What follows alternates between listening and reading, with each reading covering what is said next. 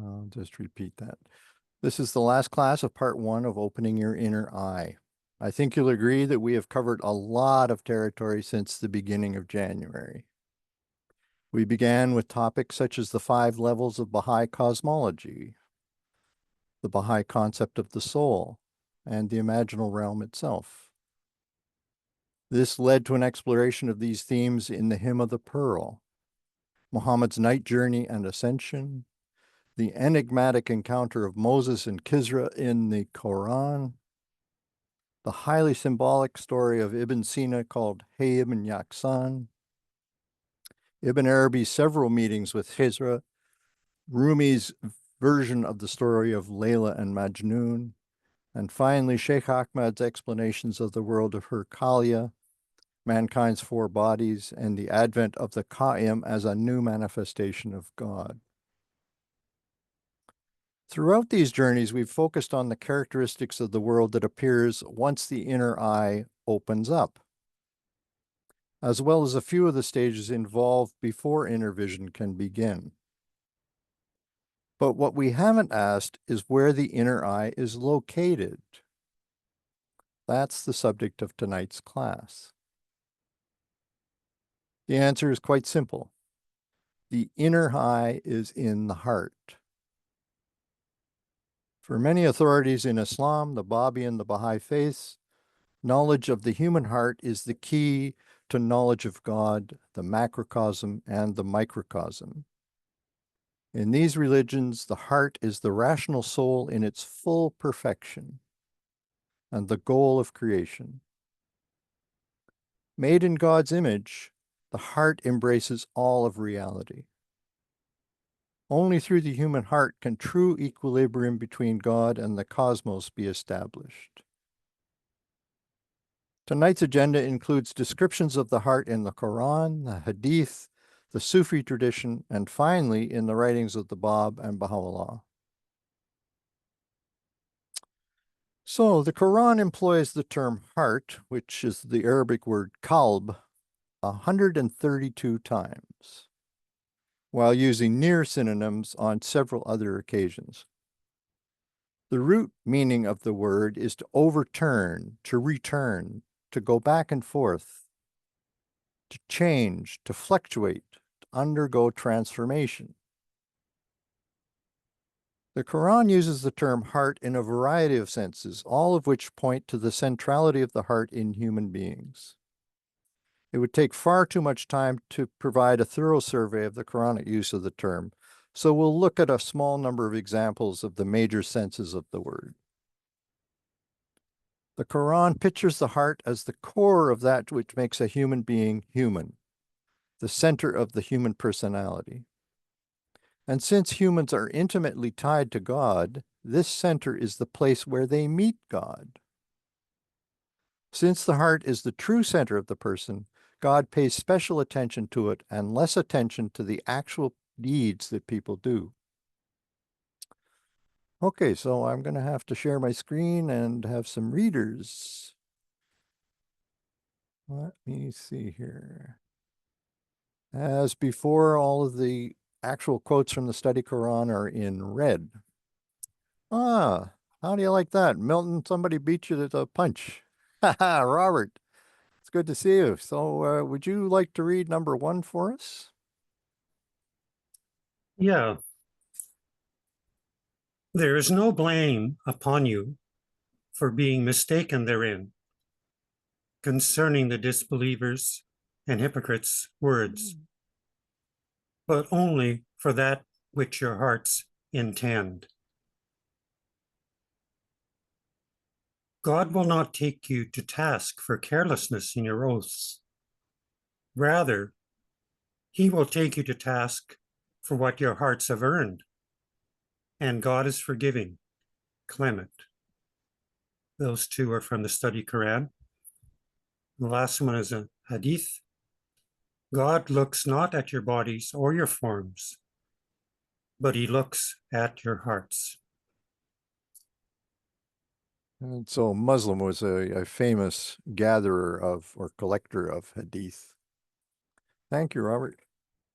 Since the heart is the place where God looks, It is the key to hypocrisy, the worst character trait in Muslim eyes.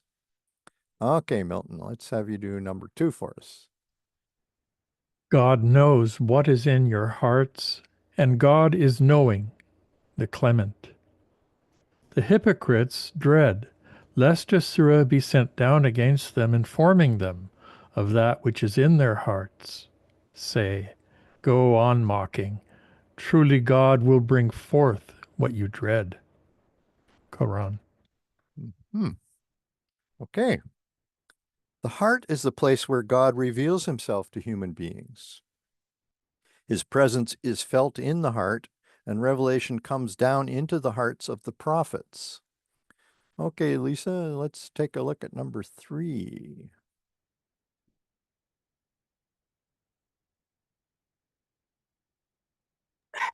Sorry.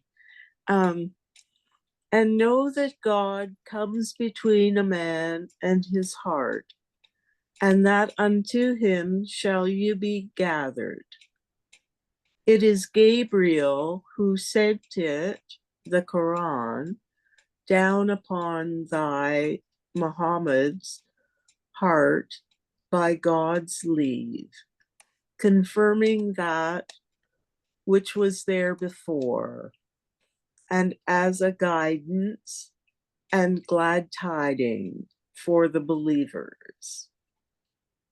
And truly, it is a revelation of the Lord of the worlds, brought down by the trustworthy Spirit, for example, Gabriel, upon thine heart, that thou mayest be among the warners in a clear Arabic tongue.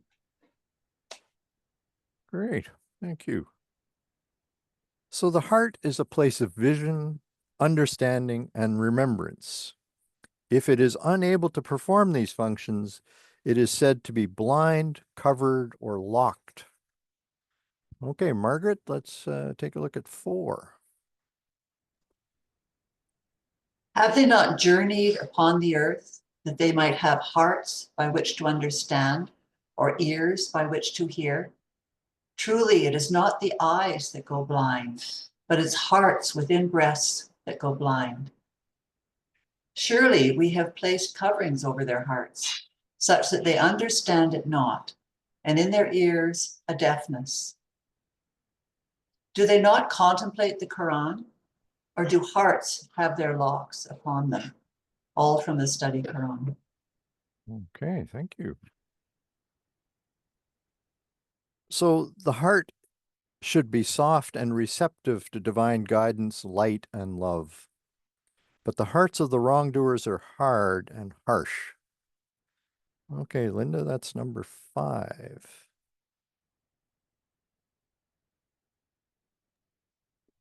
We have indeed created for hell many among jinn and men. They have hearts with which they understand not.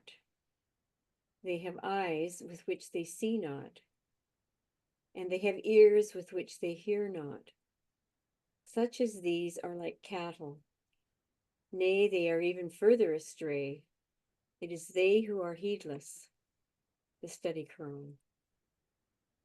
My heart and my earth embrace me not, but the heart of my gentle and meek servant with faith does encompass me.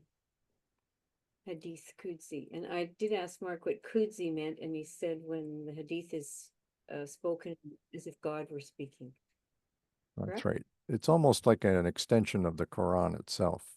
There are many of these hadiths. Okay, thank you. So faith grows up in the heart while divine guidance turns the heart in the right direction. By the same token, the heart is the place of doubt, denial, unbelief, and swerving from the right path.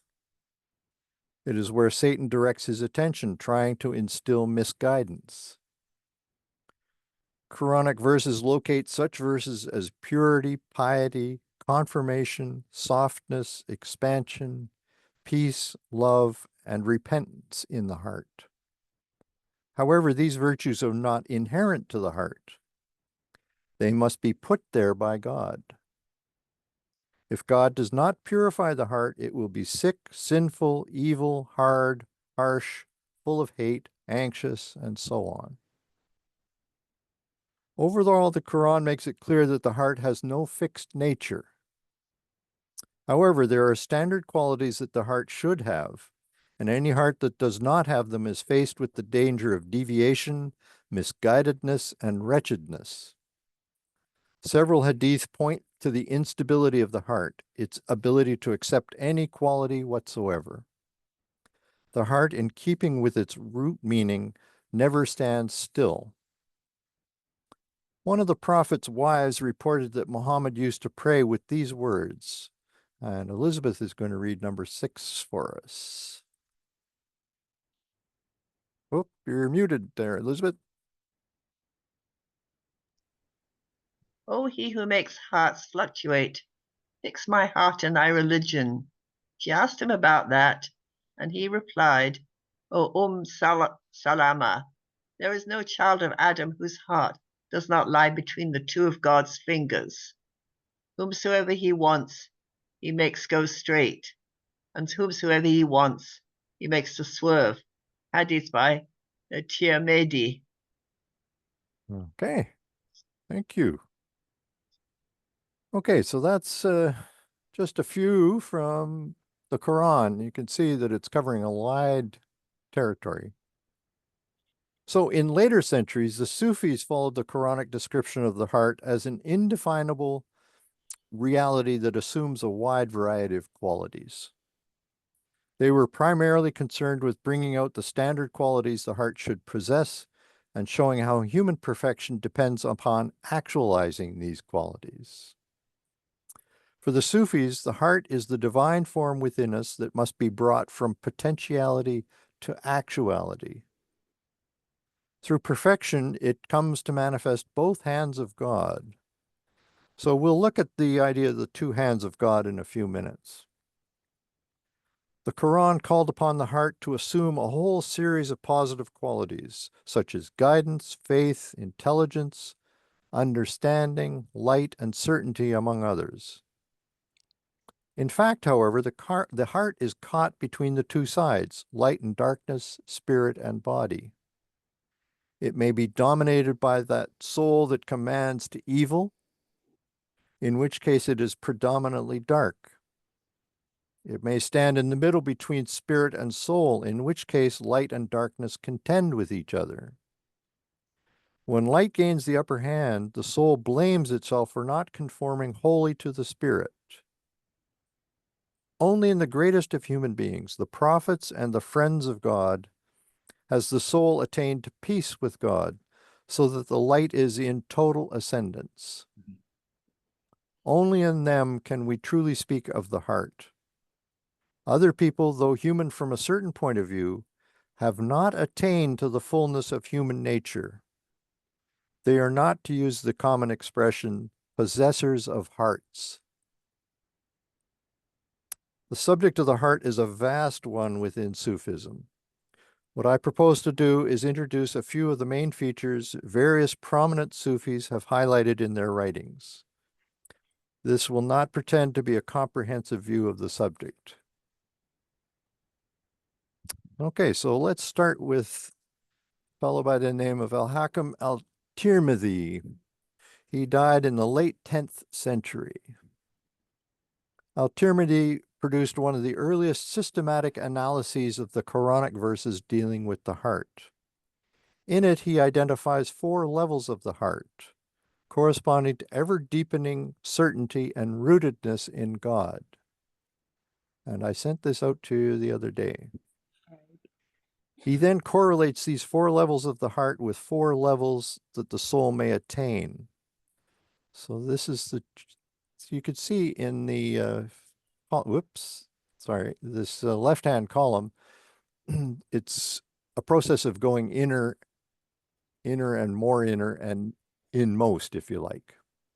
So you've got the exterior, the breast, then inside there's the heart, but within that is the inner heart.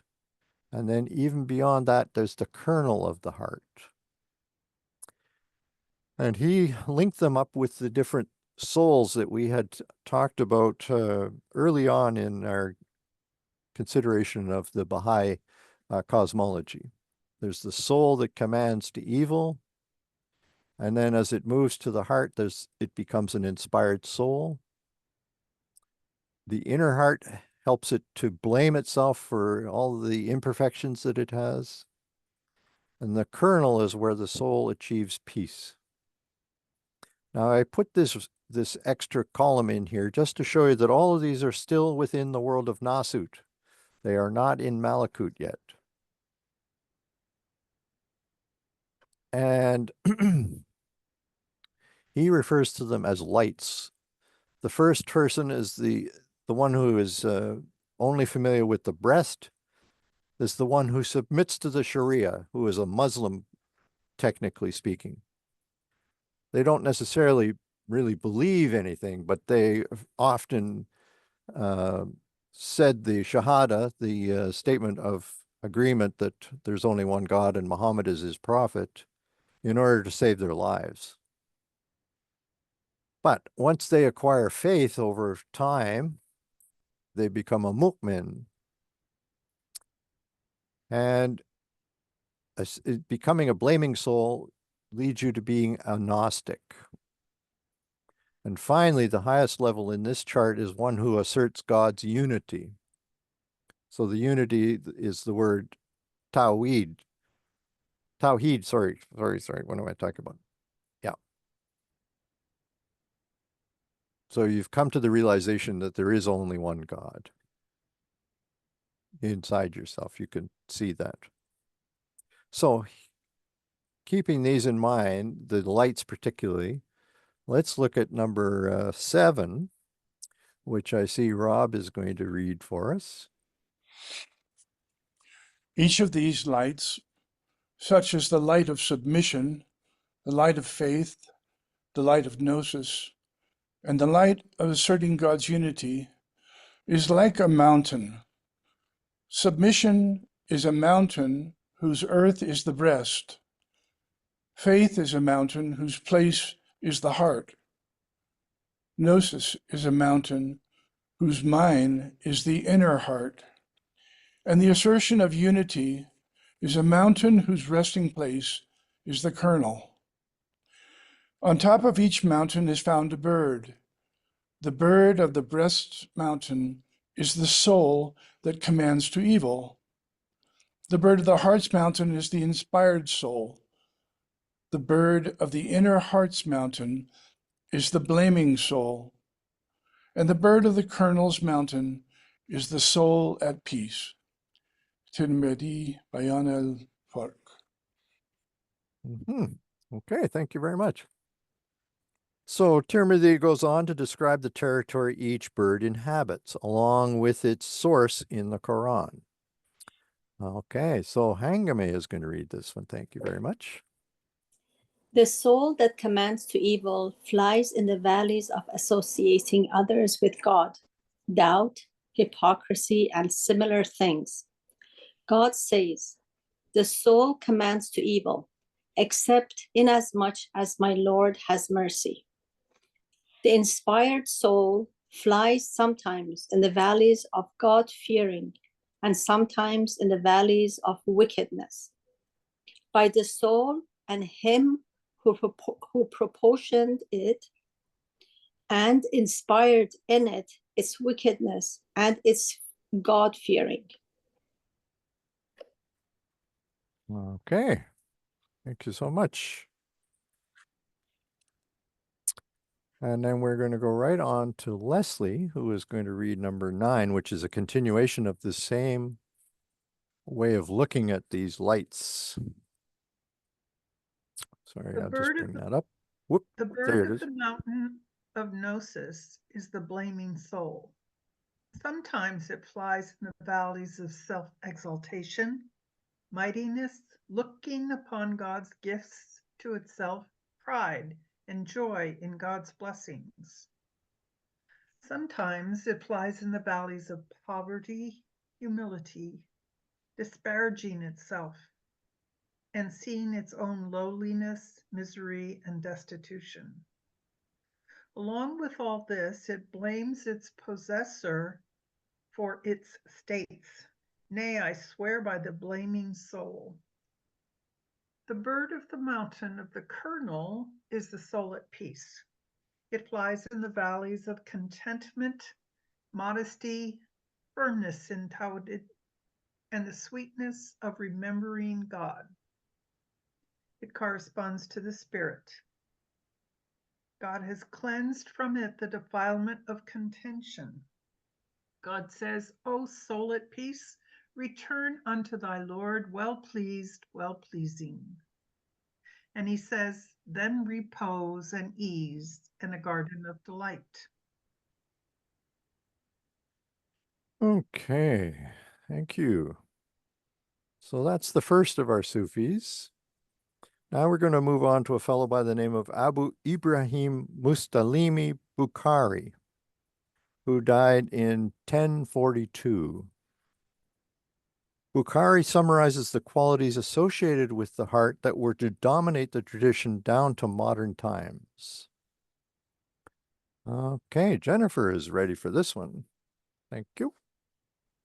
We know that the spirit is luminous, heavenly, throne-like, high and lordly. We know that the soul is earthly, low, dark, and satanic. And we know that the heart fluctuates between these two. The attribute of the spirit is all pleasantness and conformity, while the attribute of the soul is all loathsomeness and opposition. The heart stands between the two and turns about. Because it's fluctuating, it is called the heart. Sometimes it goes towards the high and becomes one with the spirit. Sometimes it comes towards the low and becomes one with the soul. When it becomes one with the spirit, it dominates over the soul. Then nothing but conformity and obedience appear. When it becomes one with the soul, it dominates over the spirit. Then nothing but opposition and disobedience appear. Bukhari. So in a single paragraph, this fellow has really been able to encapsulate the Sufi view of the development of the heart in its position between the spirit and the soul. And it's interesting for me to see that the soul is referred to as a sort of lesser being, that it can be loathsome, for instance. Seems counterintuitive until you start realizing that that's really describing the lowest level of soul that commands to evil.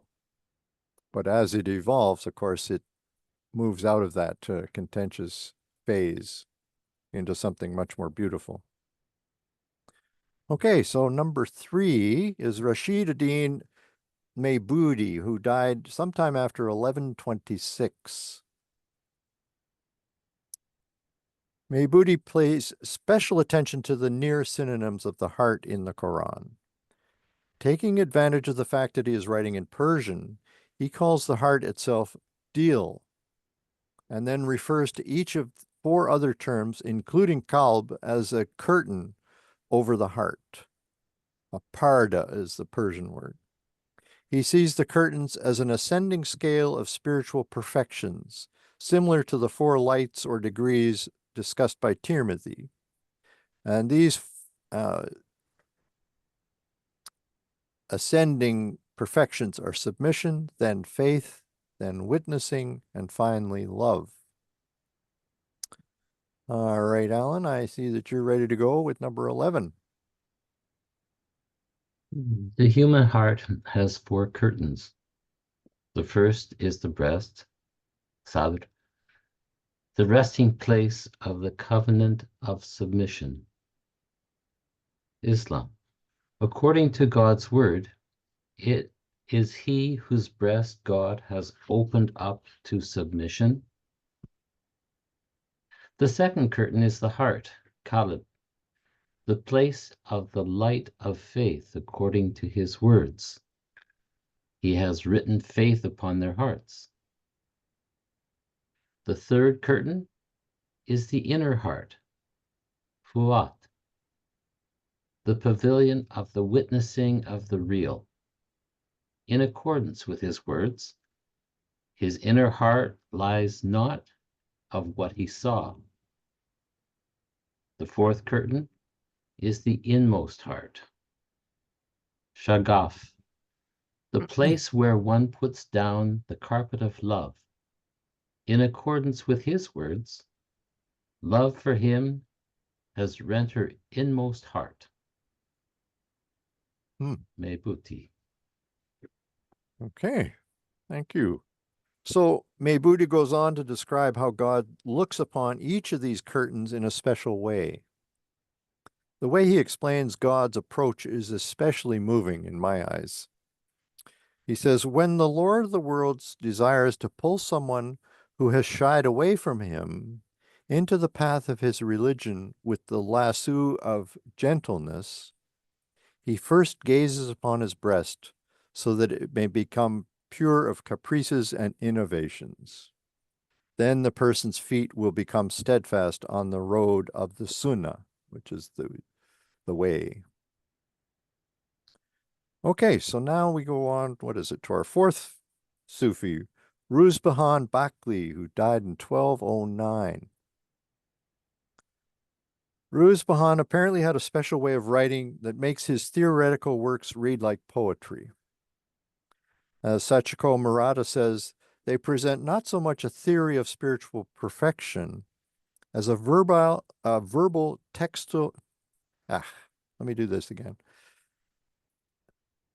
A verbal textile woven of qualities tasted by the Gnostic through unveiling. Here is how he describes the veils between the ordinary person and their heart. That's number 12. So we need some more readers. Leslie is right on it. Thank you.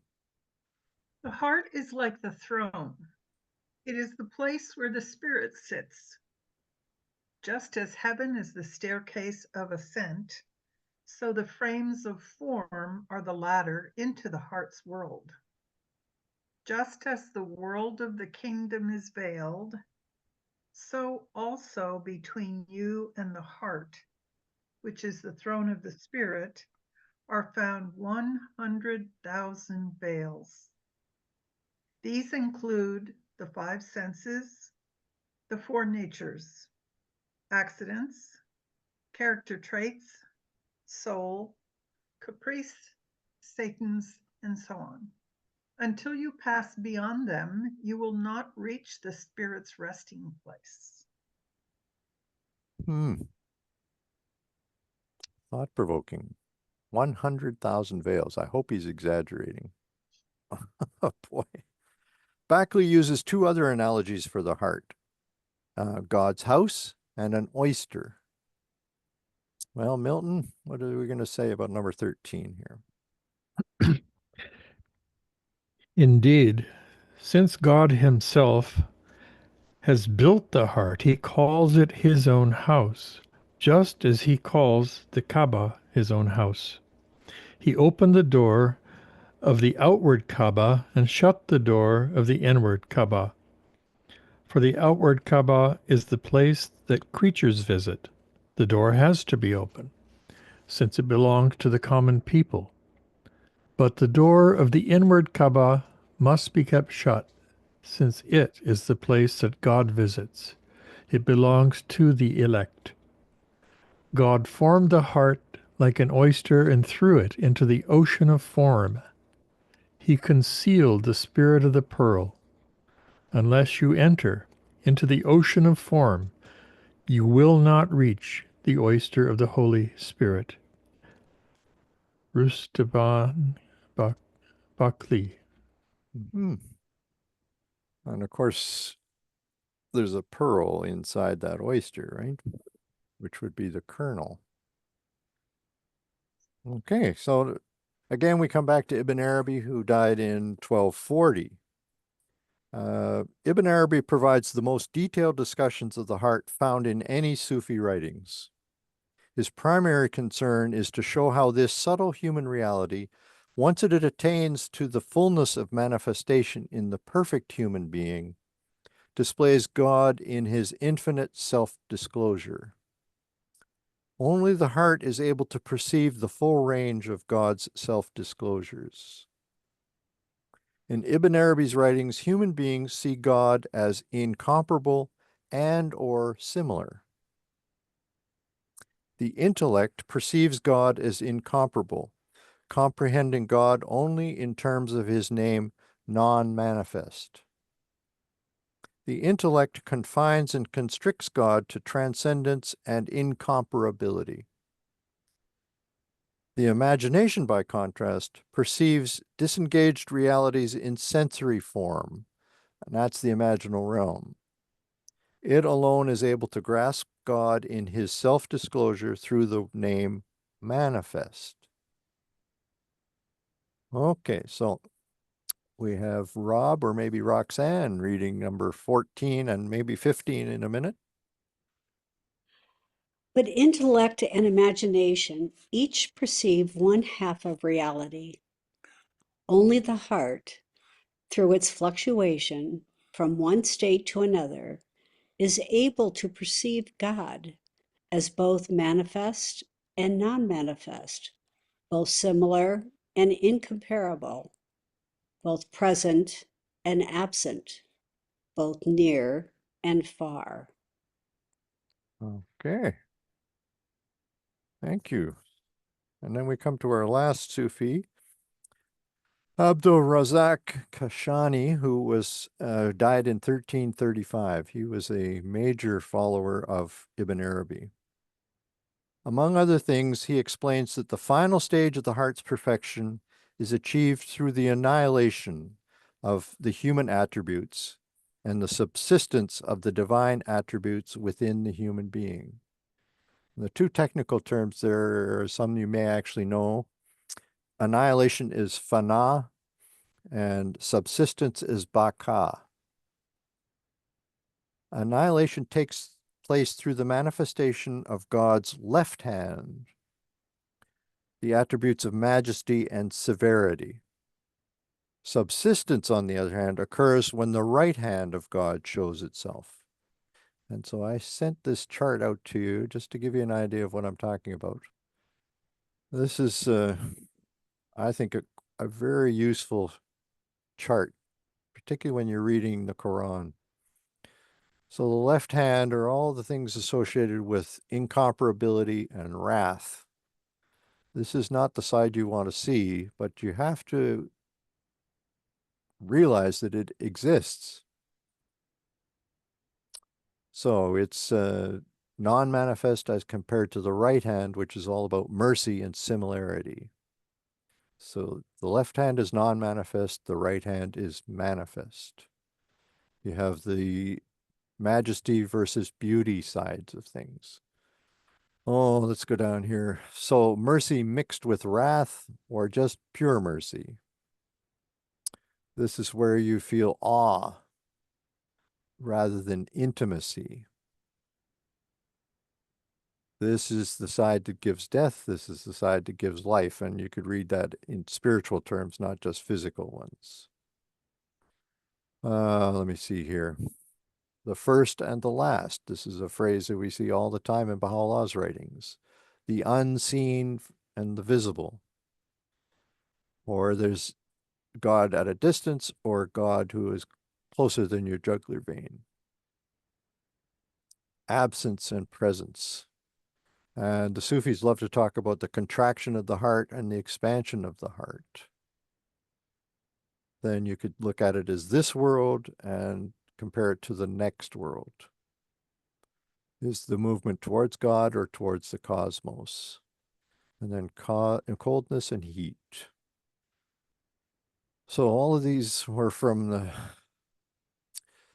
the Meccan Revelations by Ibn Arabi many, many years ago.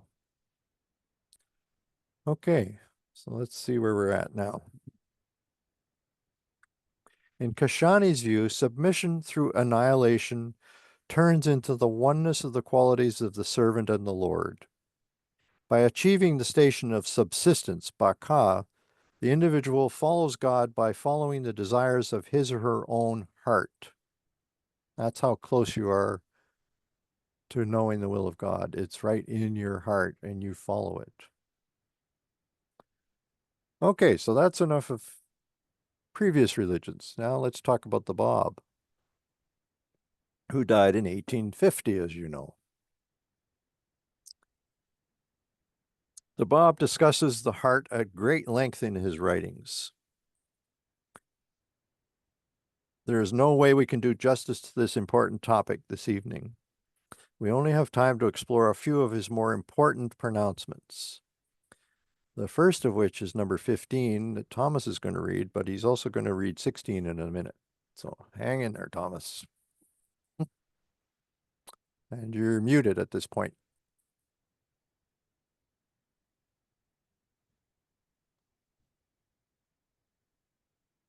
The heart of the true believer is the throne of God. So what does he mean by this rather cryptic remark? To understand it, we need to appreciate his view of the cosmos with a K.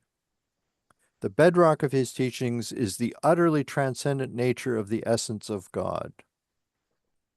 He makes it clear that it is unequivocally beyond human comprehension. There is literally no way for people to know and to worship such an abstraction. Okay, Thomas, let's finish up that with number 16. In the name of God, the most exalted, the most holy, all praise and glory befitteth the sacred and pious court of the sovereign Lord, who from everlasting hath dwelt and unto everlasting will continue to dwell within the mystery of his own divine essence, who from this immemorial hath abided and will forever continue to abide within his transcendent eternity, exalted above the reach and ken of all created things. The sign of the matchless revelation as created by him and imprinted upon the realities of all beings, to none other but their powerlessness to know him. Mm-hmm.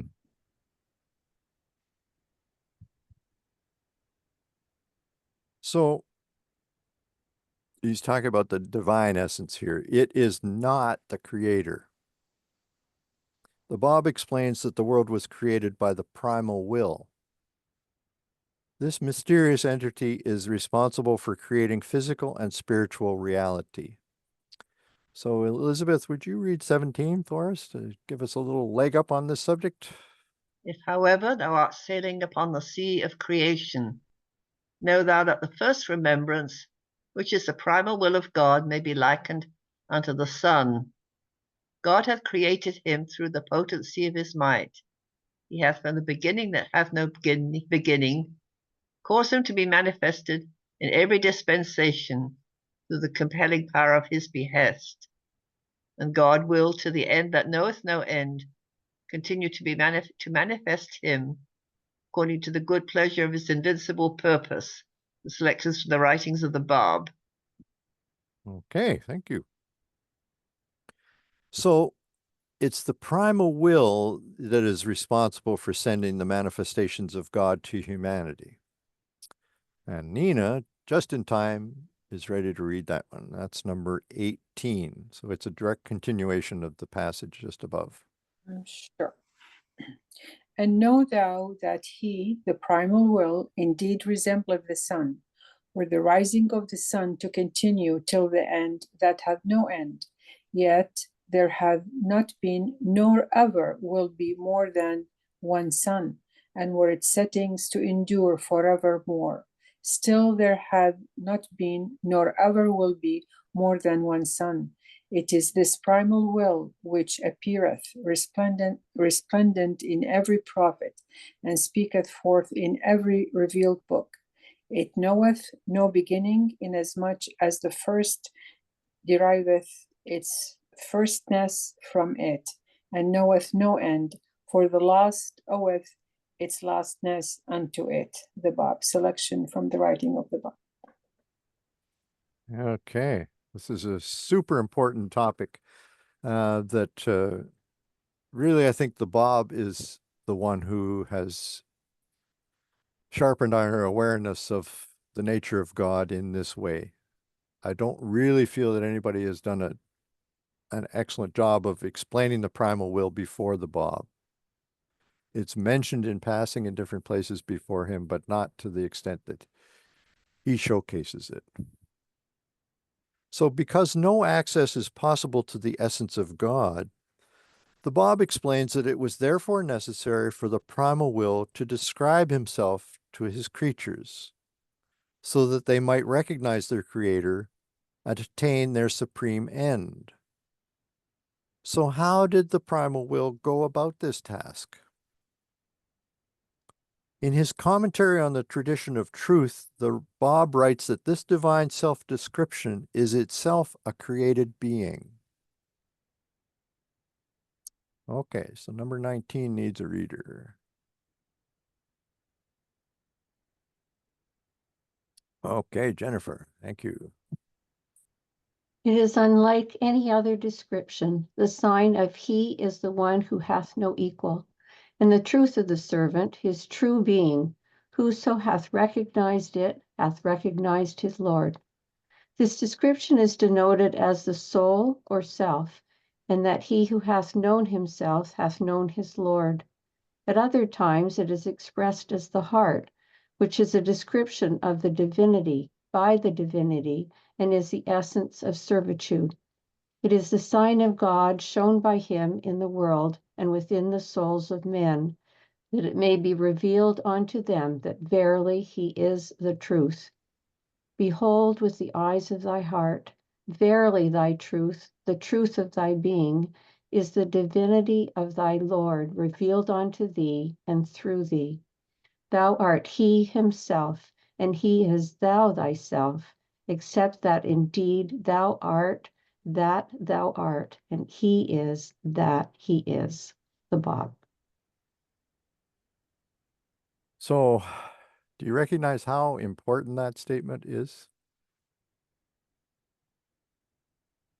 How much prominence he gives to the idea that there's a God living inside you.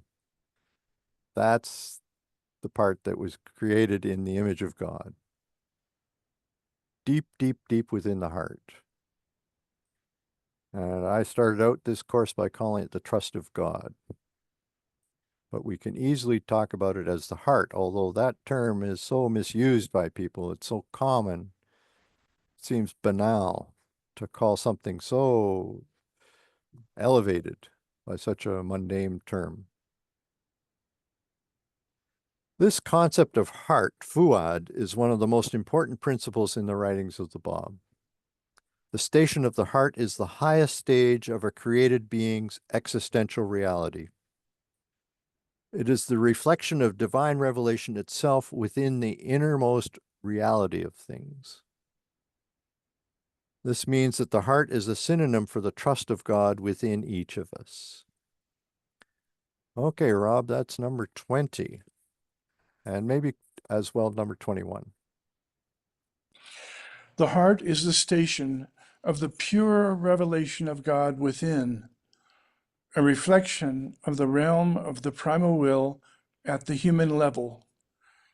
The attainment of the station of the heart permits one to transcend the realm of limitations and oppositions, and to behold all things in their station of unity. Nader Saidi, Gate of the Heart. And just go straight on to the next one. Beseech thou God to open through his grace the gate of the heart unto thee, inasmuch as without the light of that sanctuary, man is unable to conceive of contrary attributes within one and the same thing. The Bab, Tablet to Mirza Hassan. In order for the heart to be accessible, one must turn toward the divine radiance and annihilate one's own will in the will of God. As Baha'u'llah described in the seventh valley, the valley of true poverty and absolute nothingness. By doing so, one's heart becomes a pure mirror in which divine revelation can shine in its purest form. This is what he calls the station of the heart. The Bab makes it clear that this annihilation of their personal will is the greatest gift human beings can offer God. Okay, Durham, you're all set for number 22. Behold thou that verily all things are contained within the treasuries of God. Verily, God, glorified be He, shall never accept from anyone a gift that existed in the treasuries of His dominion. Present then unto God that which hath never existed in the treasuries of His majesty, which is not but powerlessness and its modes. God verily accepted the deeds of all things through such a gift. This is the greatest of all gift. According to God's religion, to Him, inasmuch as there is no trace of poverty before God, He exalted is He, loveth poverty, even as thou lovest to find a jewel or elixir, for thou possessest them not. The Bab. Suluk. Interesting. Oh, that puts the whole station of Abdu'l-Baha in a different light somehow. The word servitude or poverty seems to be a negative one, but here it's raised to the ultimate heights of a human being's attainment, because it's the only thing that we have that God doesn't possess Himself. That's really thought-provoking to me. Okay, so let's talk about Baha'u'llah, who died in 1892. In the Four Valleys, Baha'u'llah states that the people who have reached the summit of the heart become the pure mirrors of the divine attributes. At the conclusion of the seven valleys, Baha'u'llah points out that attaining the final valley is not the end of one's spiritual journey. Rather, it is the point at which one may begin to explore the four stages of the heart, which I am now calling the trust of God. So Durham, you're still there. Why don't you read number 23 to finish us off? They who soar in the heaven of divine unity and attain the depths of the sea of detachment reckon the city, which is the station of life in God, as the loftiest state of the mystic knowers and the furthermost homeland of the faithful lovers. But to this event,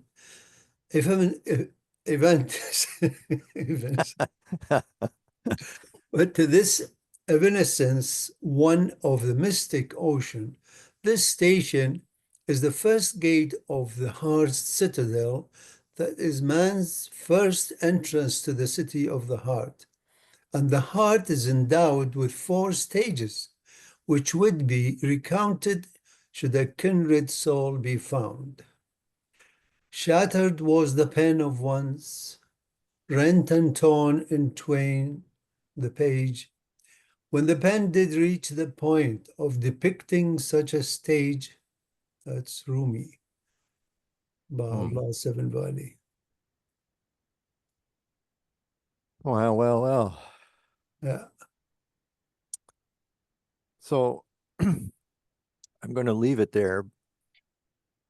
How much more can you possibly say? There's a lot of question as to whether or not Baha'u'llah actually did find somebody who was worthy of receiving the message about those four stages of the heart. Some people have, including Julio Savi, the Italian Baha'i scholar, have suggested that the four valleys is exactly that. But I'm not so sure that's true. But there are so many writings of Baha'u'llah that have not yet been translated that it's impossible to say with any certainty whether he did complete that task he seemed to be assigning himself. I talked to my friend in Vancouver who is a noted scholar, Shahrokh Manjazeb, about this topic, and he said that really, according to another tablet that he has recently read, the person who attains the seventh valley is a person who has recognized Baha'u'llah as a manifestation of God. And that the stages of the heart are the ones that follow from that. So you've all been living in those stages of the heart. But whether they've been described authoritatively is another discussion altogether. So, my friends, that is the end of all of the material I have to share with you in part 1 of this course. And I hope you found it useful, interesting, provocative. And I'm looking forward to hearing some of your comments. I intentionally made it a little shorter tonight so that there would be time to talk at some length. So I see Rob is ready to go. Well, I just wanted to mention that in my reading of the Seven Valleys, in the beginning, in the introduction, there is some comment about a believer who, what I had understood was that a believer who has accepted the manifestation has passed the Seven Valleys. Now, I mean, it's there for you to read. Of course, I guess that's subject to a lot of interpretation, but. Yeah, there it is in black and white. Okay. Robert, I should say. I don't want to truncate your name. Fine, thank you. Yeah, can you just clarify the step down, I guess you could say, from this utter transcendence to, the quote that you said about God within, or as Baha'u'llah says, turn thy sight unto thyself, thou mayst find me standing within thee. Mighty, powerful, and self-subsisting. Well, it may come down to those two hands of God that I was talking about in that chart. That on the one hand, you've got the utterly transcendent face of God, if you like to put it that way, which is the one that scholars tend to focus on, the legalists, the guys in charge of the courts, all that kind of stuff with the Sharia, really focus on how utterly transcendent God is. But at the same time, there is another face of God which they are not taking into account, which is the one that is loving, merciful, close to you at all times, seeking to have a loving relationship with you. And so it just depends on which side happens to be visible to you at one moment. It can change in a nanosecond. And that's I think, where the Bab is trying to suggest we aim for in our attempt to live in the station of the heart, where we have full appreciation of both of those faces of God simultaneously. Very difficult to do, but I think that's the goal that he's articulating. How does that sound to you? That's helpful. That's very helpful. Thank you. Okay. So Durham, you have your hand still up, so I guess you have a comment or question or something. Sometimes I ask myself, what is it that God doesn't have so I can offer him? Because we just read something about that. Yeah. But the word humility, I think it's one of the things that God doesn't have, humility.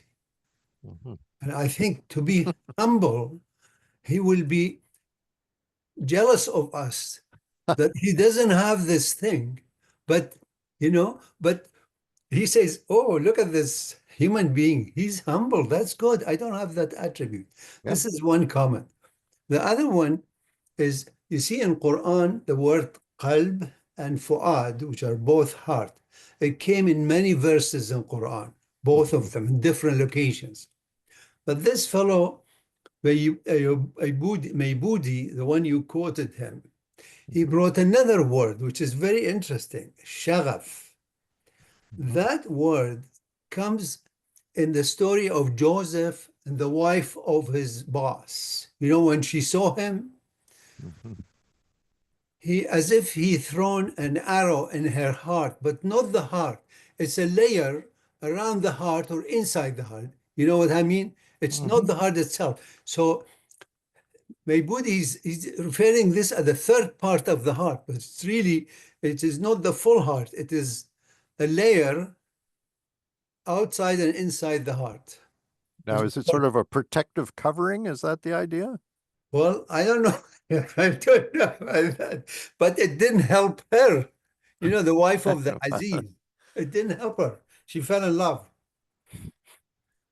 Yeah, that got her into all kinds of trouble. Yeah. Good point. Okay, people. What are you going to ask or say or... I've been doing all the talking for all this time. Oh, there was a question about the spirit and the soul. I think Robert put it in the questions. If you want to expand on that, please. Okay, that's a good point. Let's see it. I don't understand how the soul and the spirit can be two different things.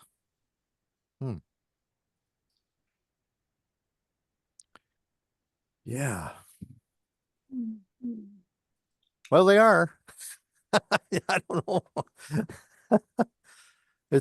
I mean, one of the things that religion is good for is to help you develop subtler and subtler concepts.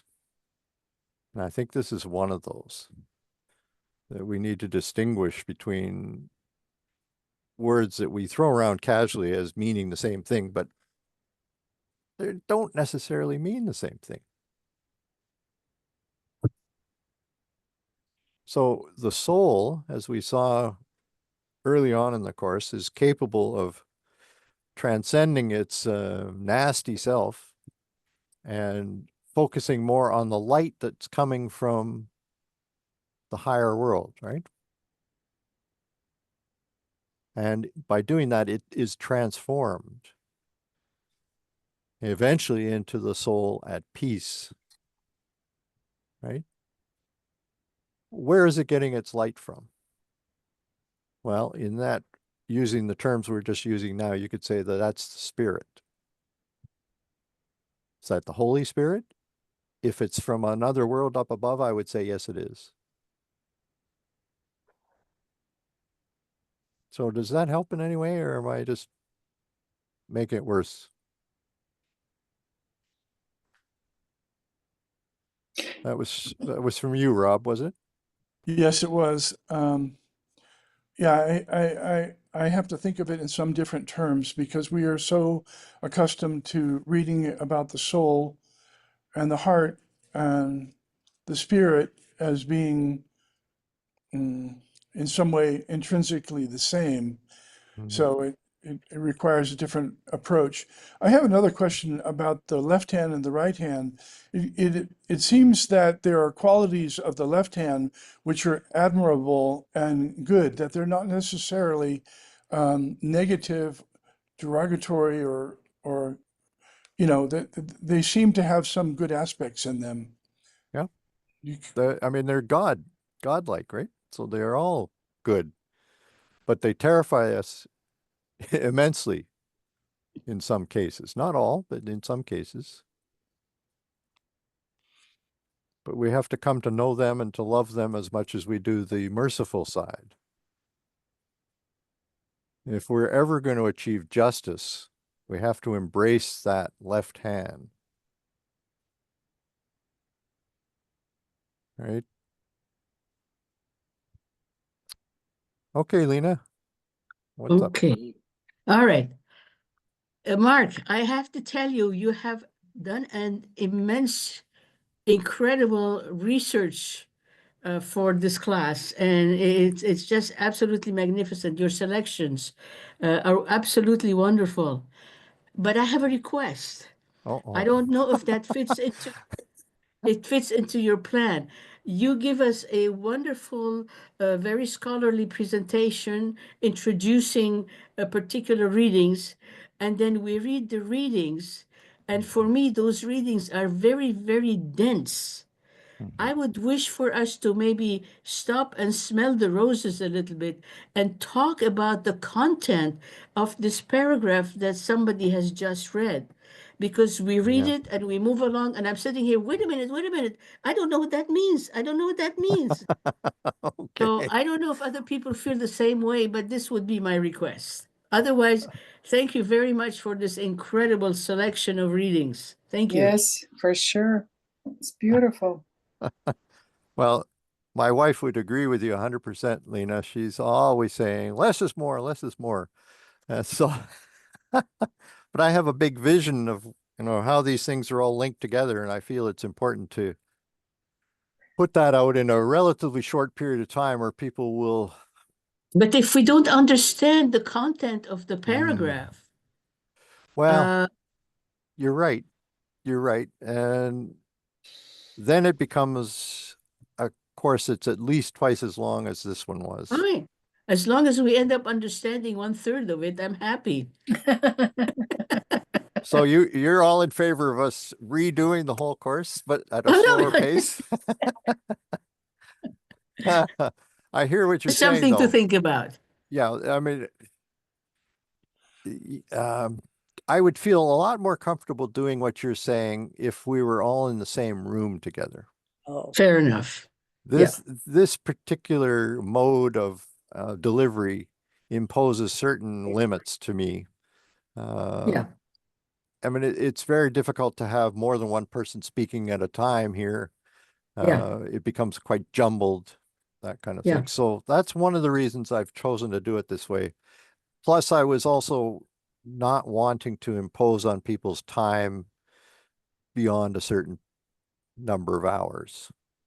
I know people get tired after an hour and a half or whatever we do here. But if we covered half of the amount each night and had more time for questions and answers in between, you would be happier. Yeah. Well, thank you. Okay, so part 2 should be a lot longer, is what you're saying. I'll think about it. I think we're trying to achieve your global vision, and that is something that some of us do not have. Yes. Well, that's probably true, and I've come to it after a lot of years of studying. So, but when it becomes something that it's a gain that you've made, it's easy to just take it for granted and not to realize how unique or different it is from other people's views of these things. So it's up to you guys to tell me when I'm out of. Okay, who is this that's speaking? This is Shidan. I just put a note in the chat. Could you please comment on this, whether I am very much off or? Absolutely. I was thinking that exact example earlier when the conversation was still going. So using the example of sunlight and mirrors, the spirit is the sunlight that emanates from God, and the mirror is the soul, the mind that can swing between the higher and lower nature. Absolutely. Is that helpful? Yeah. Thank you for confirmation. Yeah. No, that's very, very good. I've got a small question. Okay, yes, please, Meryl, go ahead. Very small question. I noticed you quote from a book called The Tao of Islam. Yes. Can you tell us about that book? Oh, it's a beautiful book. Sachiko Murata is William Chittick's wife. They've been together for 50 years, I think. Eminent scholars in this study of Islam, particularly. And she has spent a great deal of time also studying Chinese religions. And so she knows Taoism inside out as well as the other religions there. So she felt that it would be important to take a look at the way that Islam deals with the gendered nature of reality. That there are two genders, and similar to what I was just talking about with the two hands of God, in fact, that there are these two perspectives on the way reality is set up. And so she is a real expert at the Sufi tradition. All the quotations that I presented tonight were from her book. Anyway, she has also gone on to do 2 or 3 books on Sufism in China itself and how it was translated into that much different language from Arabic. So, yeah, it's a fascinating point of view. It is not explored by anybody else that I know of. So the book's called The Tao of Islam. Yeah, it's I think still available. Thank you. Okay. Jack, what's on your mind? Oh, well, who knows what's on my mind, but I just wanted to, I don't even know what's on my mind. Mark, I wanted to add to the other voices to thank you from the bottom of all our hearts. I know how much work you put into this. Yes. And I wish we could all take you out to the restaurant and celebrate you in royal fashion, but maybe I'm available. Maybe some of us can do that. But I wanted to come back to Rob's question about the difference between soul and spirit. You know, this is a very big topic, and we can't possibly cover it all here. But of course, Abdu'l-Baha was asked that very same question. What's the difference between soul, mind, and spirit? So the soul and the spirit are related concepts, but they're different. And they're different in a number of ways. Now, if we're going to put soul and spirit in terms of a priority, I would say definitely from what the writings say about the soul, that it is a power that is superior to the spirit. The spirit is within the soul, is a power of the soul, one of the powers, but the soul is a much greater, more global concept. So, for example, when we think of the human spirit or the spirit of physical life, okay, in the human being, that's one of the meanings of spirit. There's the rational soul, there's the spirit of faith, and so the human spirit, if we think of it in 2 different ways, as something immortal, but also something that's not immortal, because the divine life force, or the spirit of life that sustains our bodies while we're on earth, it doesn't live forever. I mean, we die. So in that sense, what I'm saying is the meaning of spirit, if you like, has a more restricted term. But just to give a ballpark answer, if we look at the spirit, Abdu'l-Baha explains exists in a hierarchy. And as you'll recall, he starts with the mineral, the vegetable, the animal, the human, and the human, when he gets to the human, he talks about the spirit of faith, and he talks about the rational soul.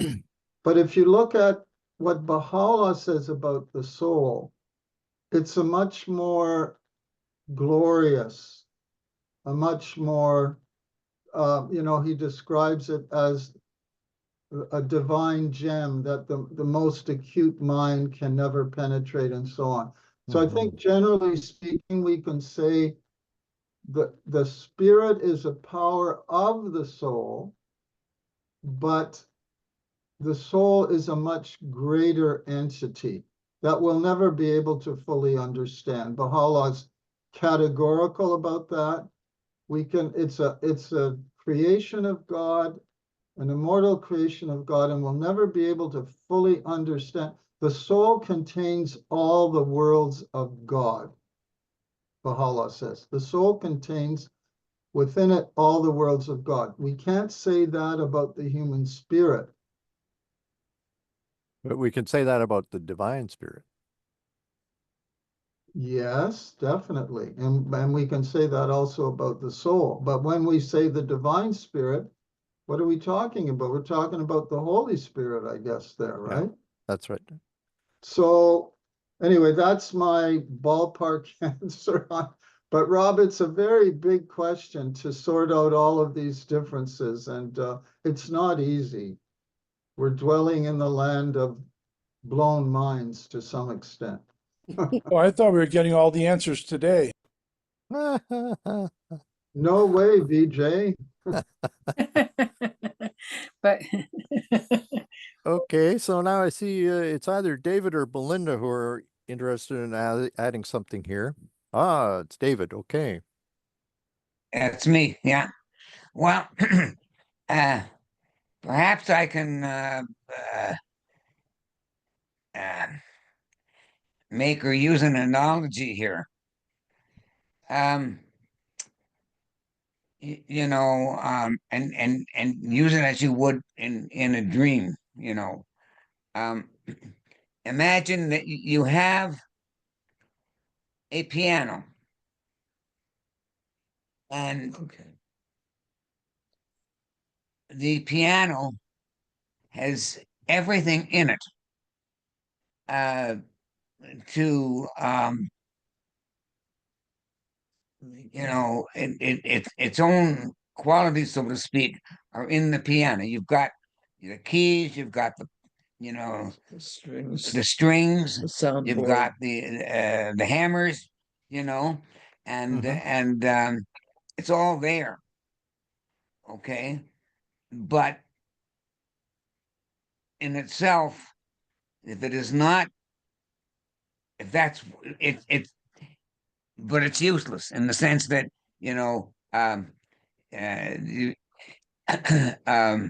everything is there for it, but it's all potential in terms of what it can do.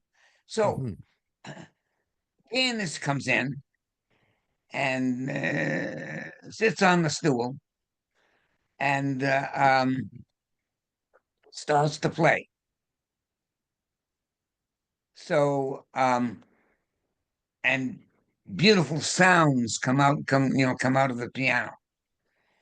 Well, you can look at the pianist as the vitalizer, the one who breathes the spirit or the ruach, into the piano.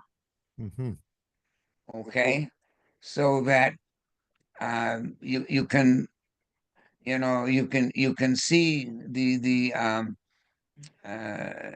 pianist. I'm using it's an analogy, as the spirit, and the piano is the soul. I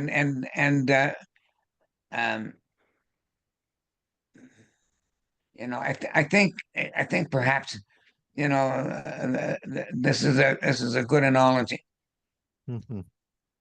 Yeah, it works for me. I think that's fine. Now, I want to turn to the chat now that I have time to look at it. Phyllis had a question that I think is an interesting one. I wonder what is the difference between imaginal and liminal? Well, I had a vague sense of what liminal meant, but I had to go and look. So here's an answer. Liminal is an adjective that means between or belonging to two different places or states. It's a formal word that is used to describe a state of being that is barely perceptible or capable of eliciting a response. An example would be the state between waking and sleeping. And isn't it interesting that the imaginal realm is in between the physical world and, as we learned, Malakut, according to Sheikh Ahmad, right? For a while there, we were thinking that it was Malakut, but now we know that it's on the way to it. So in that sense, they are similar, although I don't think people who use the word liminal have quite the same understanding of the reference. They're talking about I think it's a term used in architecture a lot, I think. You know, when you're moving from one type of milieu to another. So what's the transition place in between? That kind of thing. So I don't know, Phyllis, if that helps or not, but I would see them as similar, but not necessarily identical. Well, I would too. That was the trouble. And I was reading liminal in the book on, in a book on grief. And they were referring to people who have passed from this earthly plane as being in a liminal plane. Okay. And so I just thought that was interesting. And I mean, I think I would conclude, as you are, that they're similar, but not the same. Mm-hmm. So it may be one of those things that we bring up and just have it in our minds. And sometimes, I don't know if many of you, I'm sure, have had this experience. You hear something, you're just introduced to something, and then you encounter it 6 times over the next 3 days. Yeah, you're supposed to learn about this. Yeah. So this just came up recently? Yes. Interesting. Yeah. So I thought this would be an interesting forum just to present it. Okay. I think it's worth pausing and thinking about. I'm going to reflect on that. Thank you. Okay. Meryl, you've got your hand again. Oh, you're muted.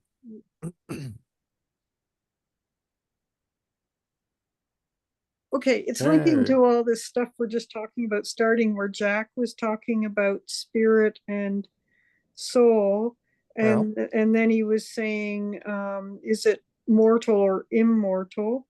And I was recalling last week's talk where you were talking about the 4 bodies. Yes, I was. And one was subtle. And I'm wondering if that whole concept would help explain some of this, because I think that subtle body was more in the liminal realm, wasn't it? Or in the imagination? Yes, it was. Yes, it was. Thank you for noticing that. That's great. Yeah. I thought that people were sort of finding that set of concepts going over their head. So I decided not to go into it any more than I did. But you're right, there is some useful vocabulary there and some concepts that I think would sharpen up our understanding if we were to explore them in more detail. That's what I was thinking, because that's what my email to you was kind of referring to, because I was falling asleep and then during the class, but then the next morning I thought, oh, this class is giving me answers that I've been wanting, and they have to do with sort of how the Holy Spirit works in us, and whole concepts of after death and all this kind of thing, and communicating with those who passed on and all that kind of stuff. And also like the Sheikh that we talked about, Sheikh Ahmad, him, how he talked with I felt there was something parallel to how the Holy Spirit works. Yeah, I don't he know. was It able just, to set up appointments with the imams at his yeah, own discretion and meet with a specific guy about a topic. yeah, Amazing. Holy cow. How many like, people here can do that? I don't know. It just felt like it would clarify some stuff that gets all muddied up in Mhm. in theology. Yeah. Yeah. Yeah. No, I wish there was more available of his writing in English, preferably, but in some European language. Durham tells me that there doesn't seem to be much going on in terms of people translating him at this point, which is unfortunate. But anyway, we live with what we can do. Yeah, Durham, go. It's serious and funny. Okay. Information in Islam, they believe that there are two angels with us until death, one on the left, one on the right. Right. The one on the left writes my bad things that I do. And the one on the right, he writes the good one. Now, the one who writes on the right, he always reminds the one on the left when he writes something bad I did, he tells him, wait a minute, maybe he will change his mind. He improves. I love that. Very nice. So I'm going to share the screen again for a minute because we have something for you to consider. Well, let me see. I got to pull up the right thing. Yeah, here it is. I received an email from Rob earlier today suggesting that something similar to what Lena was saying a few minutes ago, that the material that we're covering has raised a great number of issues that he would like to discuss at greater length. And so he is offering to host a follow-up session, perhaps next week, where I don't talk, where you guys chat among yourselves and ask the questions that you haven't been able to ask during the actual classes. And so these are some of the questions that he has come up with. I'm going to actually send this out to everybody tomorrow morning so that you can take a look. May I comment? Yes, you may. Well, thank you very much. I'm not a scholar. I'm just an ordinary person that has an interest in learning more. But the idea was not specifically to follow all the course items, although that's a distinct possibility. I wouldn't mind doing that. But generally speaking, I find it very interesting to hear the perspectives of different people.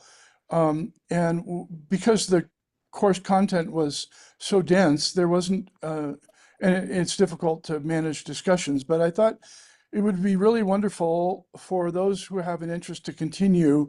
That we could bring up one or two discussion points, start with one, and if we get through that, go to another one.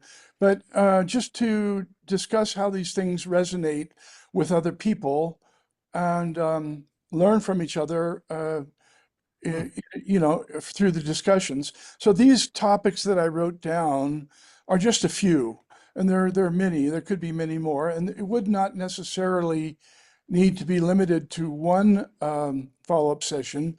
I'm willing to continue as long as people have interest.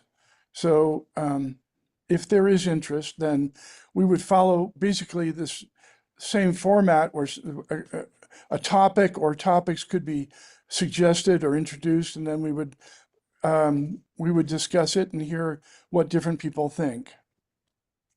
So maybe that. Go ahead, Meryl. Yeah. I've got a question related to that. This is a book I've been reading. Can you see it? I can't see if I'm holding it where you can see. Destiny Disrupted.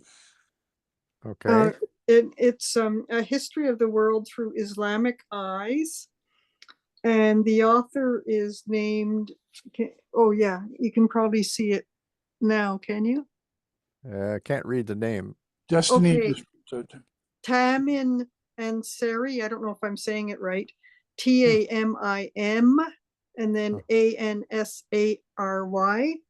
And he, let's see now. okay, so he's written a lot of how do I So what is it you're saying, that you feel that this is an I- important book for us to read, or what? Well, I just thought that it seems really relevant to what was just proposed, because this book is describing the history of the whole world from not from Western eyes, but from Islamic eyes. And he had been a professor of, he had written books, he had taught the history of the world history from the Western perspective. And then he wrote this, and it's really it just really changes, like it opened my eyes, put it that way. But I'm just thinking, just judging from what communication I've had with Rob on this subject this afternoon, that it might be a good idea to step away from books altogether. Yeah, no, I'm not and to questioning his idea. No, I'm just saying, I was just see what people are feeling, what they're thinking, what's meaningful to them. I'm wondering if that first session wouldn't be a good idea to have people bring a question or two to share with people, to see sort of in a shakedown kind of process what people really would like to talk about. I mean, you've proposed, Rob, what, 8 or 9 questions here, but other people may have something else that they would like to talk about that was stirred up by this course. I'd be very open to that. I just think that to manage a discussion, to keep some focus on topics and going, maybe instead of having a whole range of topics at one time, to look at one topic and then move on to another topic. That was my thought. Yeah. There's another way of doing this. Linda can probably tell you more about it, but there is the capability of being able to create rooms within a session like this. So you can have maybe 4 or 5 people get together and just hunker down and talk about what they want to talk about, whereas somebody else is in another group with 8 people about a topic that they want to talk about. So there are other ways to do this, but fortunately, I don't have to be in control of all this, so I'm really happy about that. And we can only do one because we're going away on a trip. That's my reward for doing this course. So if there's interest, I have a Zoom account.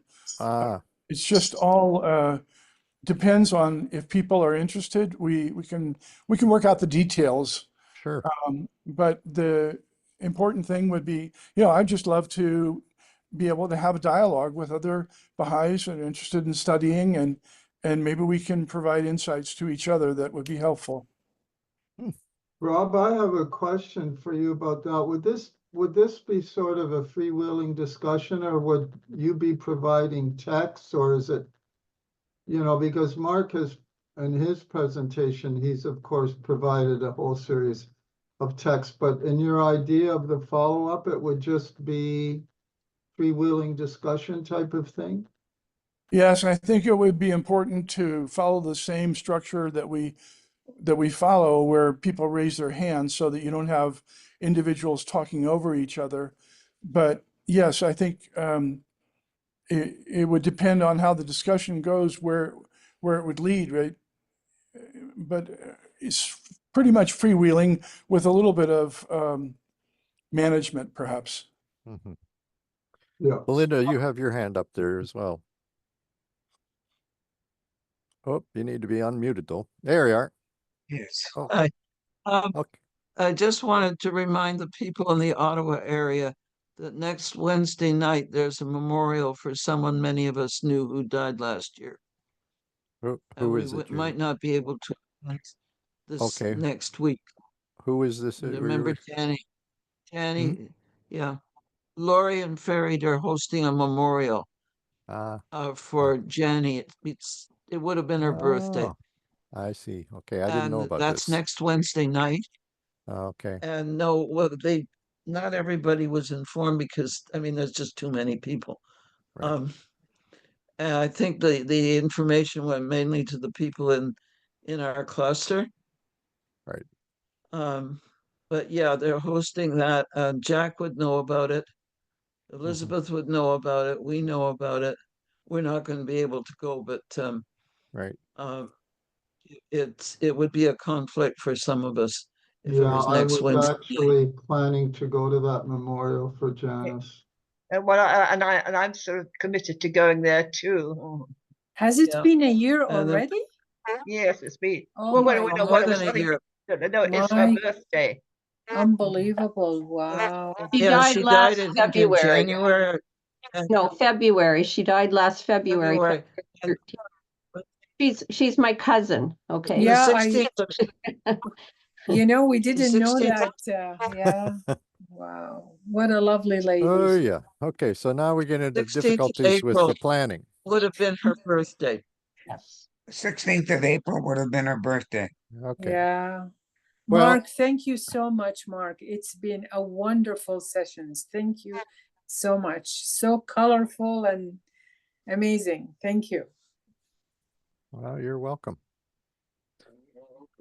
Okay, so Yes, Mark, thank Uh, you. Thank you again. I'm sorry, I'm traveling for 2 weeks and I'm not coming back until 1st of May.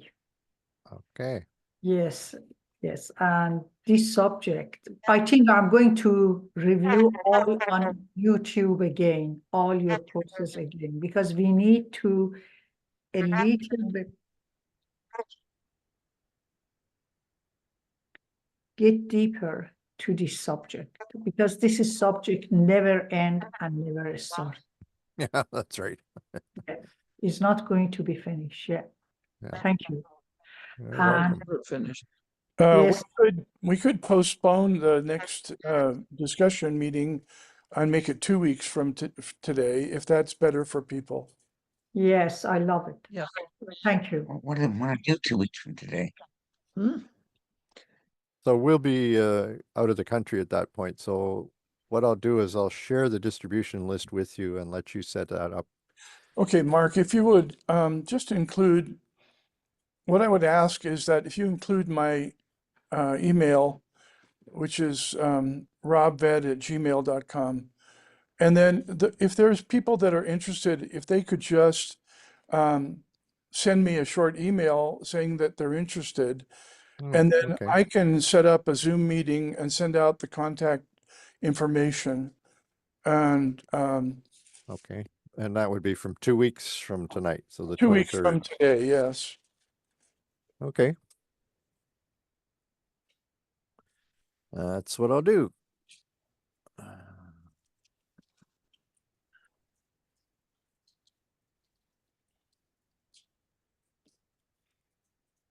Excellent.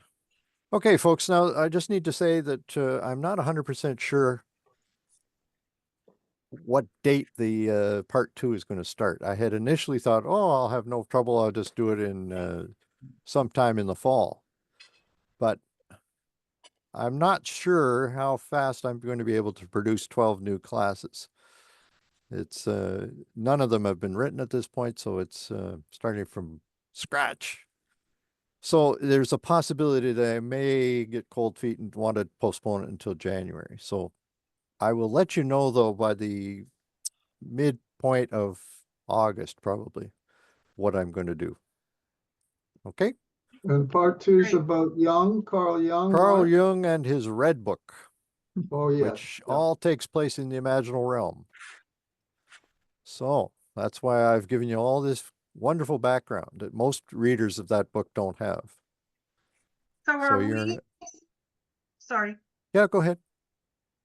do you think that you could propose any particular homework for us, like to practice paying attention to our dreams or to the heart, or between now and then? Well, Do all the YouTube again. yes, that's an idea. Review some of the coursework that we've covered. Yes, I think you review and get deep on all these courses we have. You'll find that there are certain Yeah. concepts that I've brought to your attention in the last 12 weeks that will appear in Jung in a different way. So it will help you to understand what he's talking about. Awesome. Thank you. So, yeah, I'm a little reluctant to propose any particular specific thing for people to do. I think I'll say, oh, you guys are all mature adults. You can do with it what you will. It's up to you.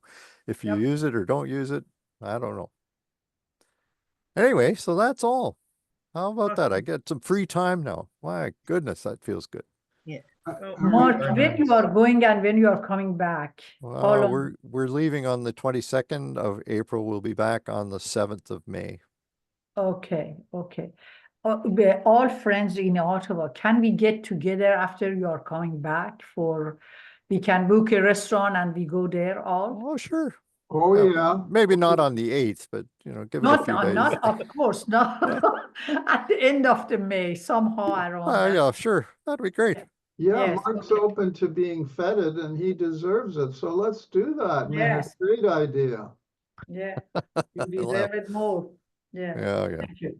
Anyway, it's been wonderful having such an attentive, fascinating group to present this material with. Oh my goodness, I've really appreciated every time we've gotten together.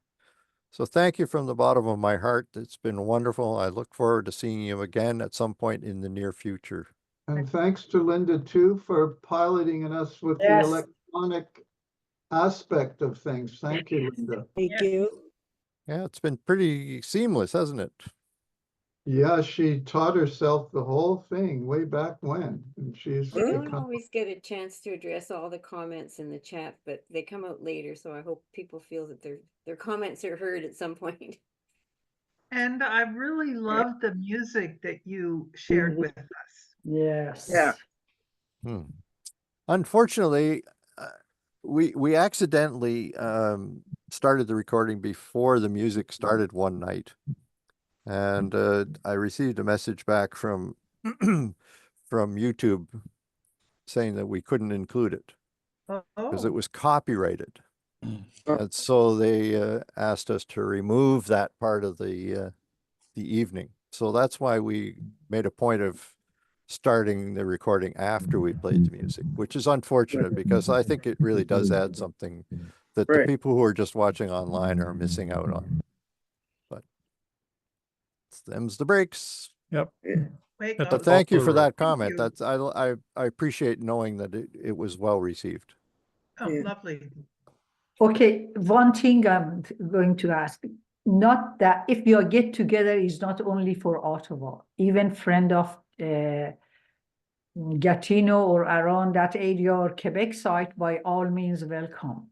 If we book somewhere, we love to have we get together all of us. Okay. When would Mark be available for that? And Linda, at the end of the May, I think so. No, yes. End of May? After, yes.